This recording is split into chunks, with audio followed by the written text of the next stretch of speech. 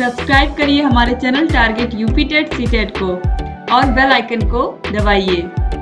Hello friends, मैं रेनू स्वागत करती हूँ आप सभी भावी अध्यापक एवं अध्यापिकाओं का आपके अपने channel target UP TET CTET पे। दोस्तों, आज की ये वीडियो आप लोग के शांति शिक्षा सब्जेक्ट की लास्ट वीडियो होने वाली है, यानी कि ये जो क्लास है आपकी ये लास्ट क्लास है और आपका जो शांति शिक्षा यानी कि 8वां पेपर है वो भी आज कंप्लीट हो जा रहा है। तो दोस्तों, अगर आपने और सारी वीडियोस को नहीं देखा या और सारी क्लासेस को नहीं देखा है तो प्लीज आप लोग देख लीजिए। डिस्क्रिप्शन बॉक्स और कमेंट बॉक्स दोनों जगह आपको लिंक मिल जाएगी। सारे के सारे विषयों को आप अच्छे से देखिए और अगर आपको इन 8 विषयों का नोट्स इस तरीके से हाथों से लिखा हुआ नोट्स आपको चाहिए तो उसके लिए आपको हमारे app target UP TET CTET app को डाउनलोड करना पड़ेगा।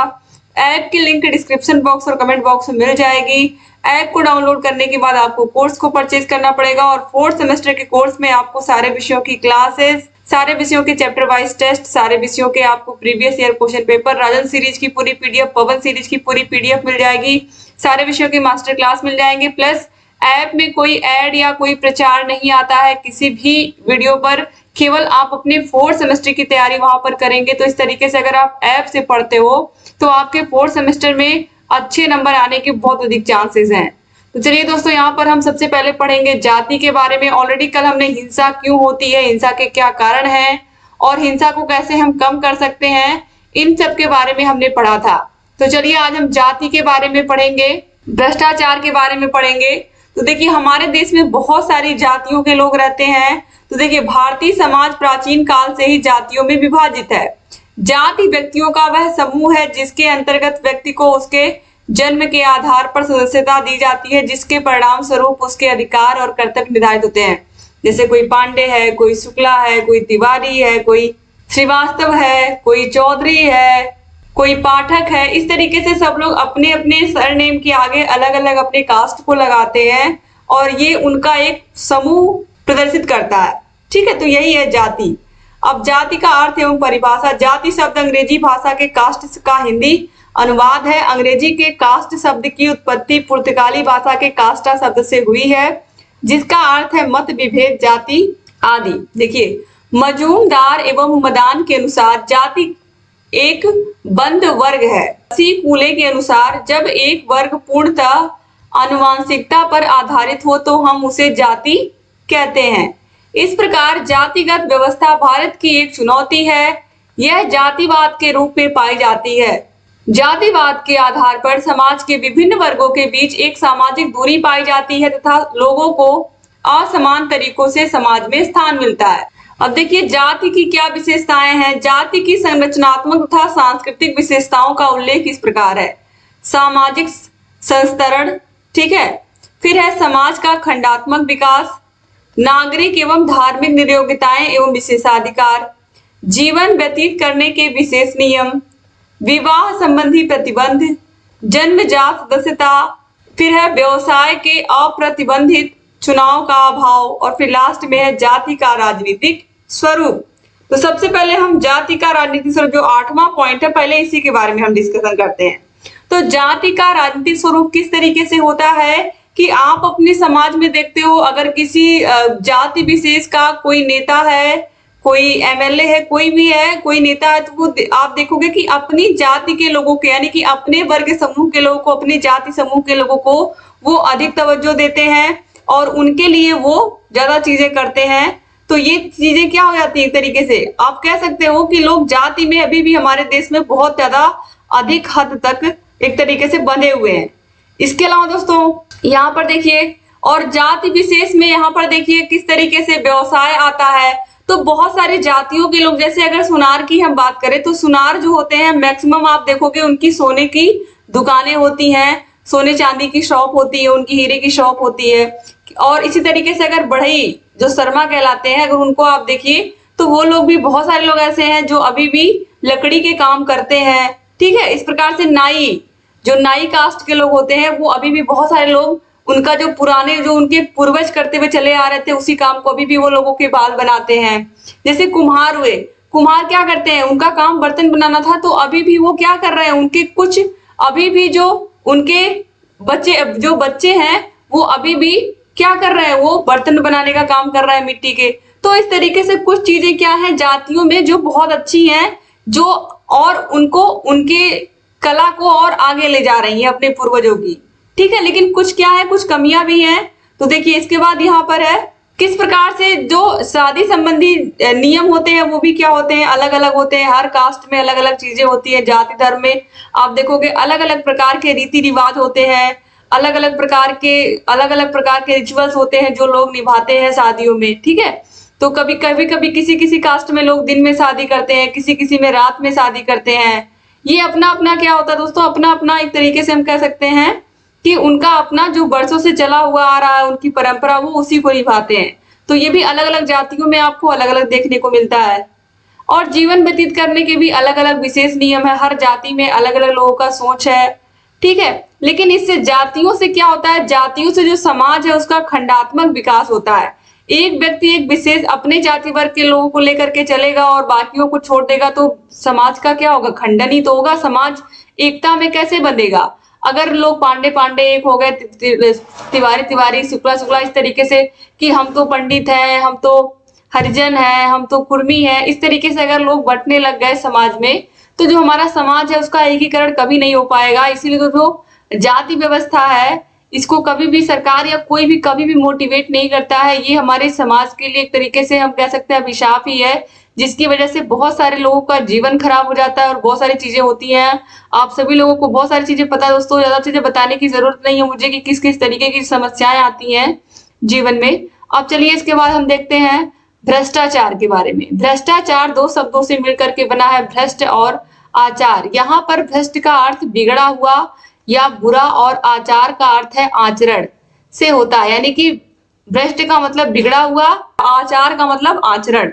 तो इस तरीके से किसी व्यक्ति का आचरण जो बिगड़ा हुआ होता है उसी को हम क्या कहते हैं, भ्रष्टाचार। जैसे कि वह आचरण जो किसी प्रकार से नैतिक ना हो या नियम विरुद्ध हो, भ्रष्टाचार के अंतर्गत आता है।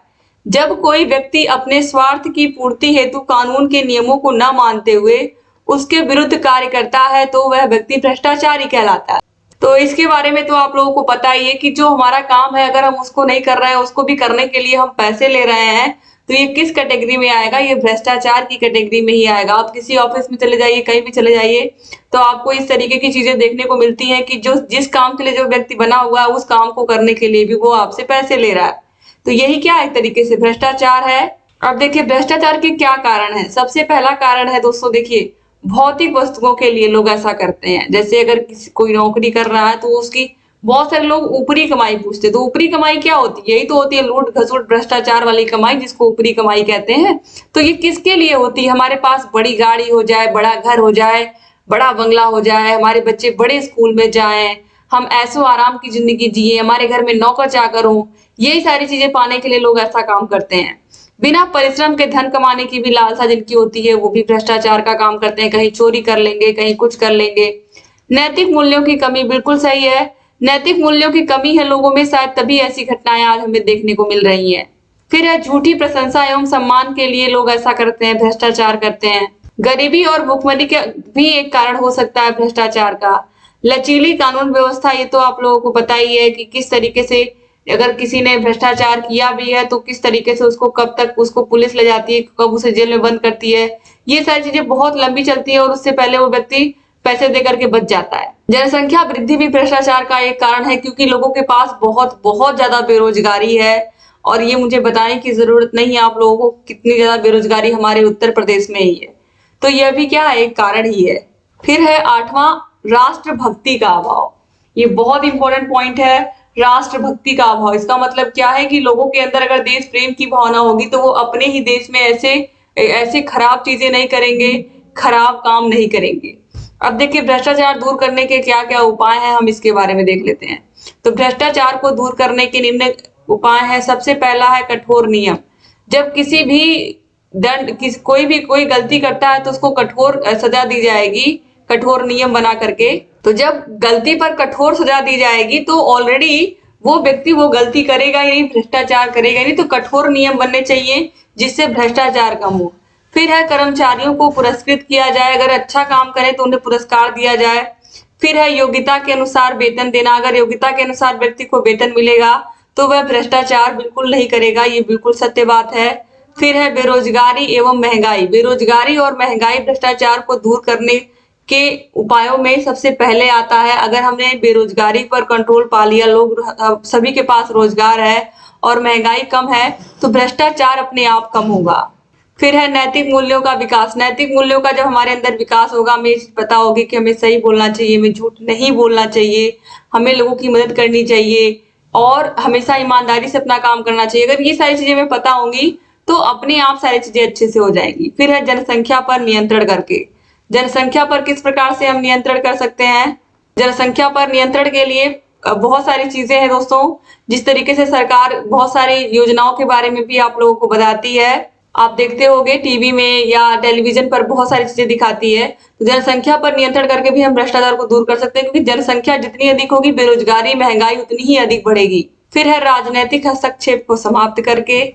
ठीक है, तो राजनीतिक हस्तक्षेप को समाप्त करना बहुत जरूरी होता है दोस्तों, क्योंकि भ्रष्टाचार में मैक्सिमम यही सारे लोग आपको देखने को मिलता होगा कि संलिप्त होते हैं।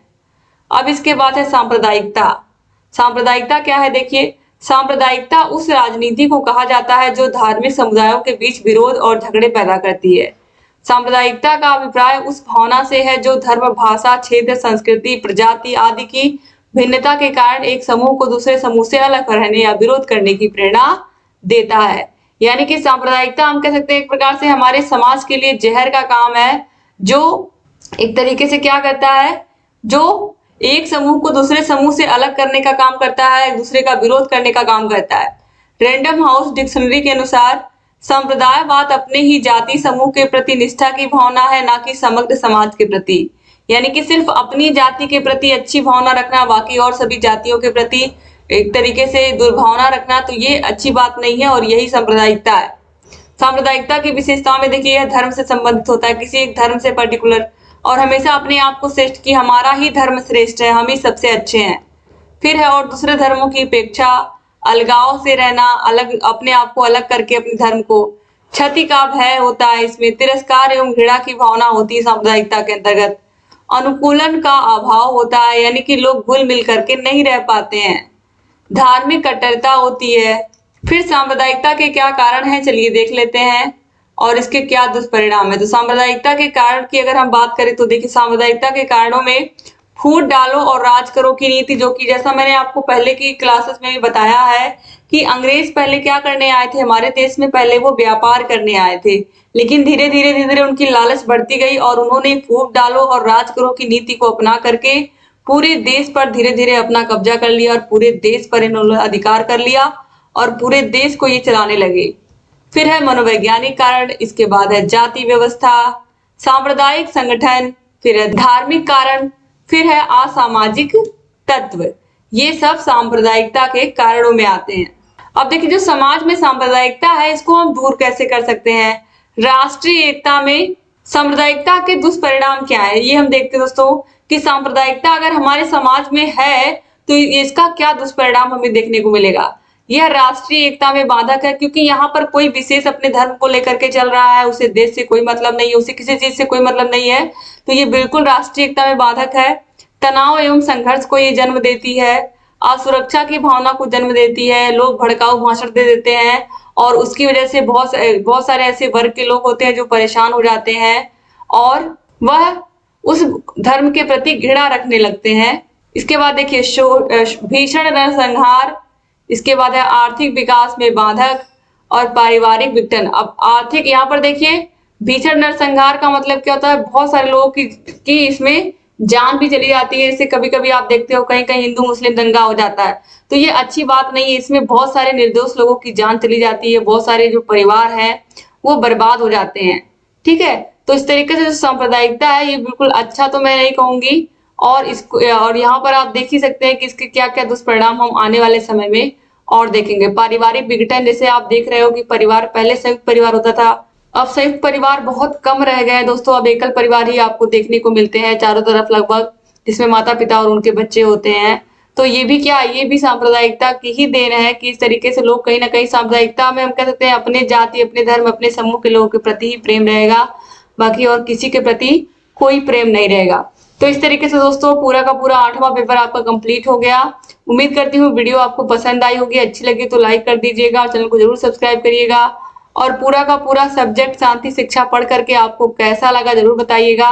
तो 8 के 8 विषयों की link description box comment box में मिल जाएगी 7705 95 45 49। अगर आपको ऐप को डाउनलोड करने में कोई भी प्रॉब्लम आ रही है, किसी प्रकार की कोई भी दिक्कत आ रही है, तो आप हमारी टीम से कांटेक्ट कर सकते हैं, आपको सारे सवालों का जवाब मिल जाएगा। Thank you so much video को पूरा देखने के लिए। चैनल से बने रहिए दोस्तों, और आप लोगों के लिए मैं ढेर सारी वीडियोस लेकर के आऊंगी आगे भी। और यहाँ पर आज आपके 4th सेमेस्टर के सारे सब्जेक्ट बिल्कुल क्लियर हो गए। अब केवल आपको पढ़ना है और अपनी तैयारी को बेहतर बनाना है। थैंक यू सो मच एक बार फिर से आप सभी का। जय हिंद।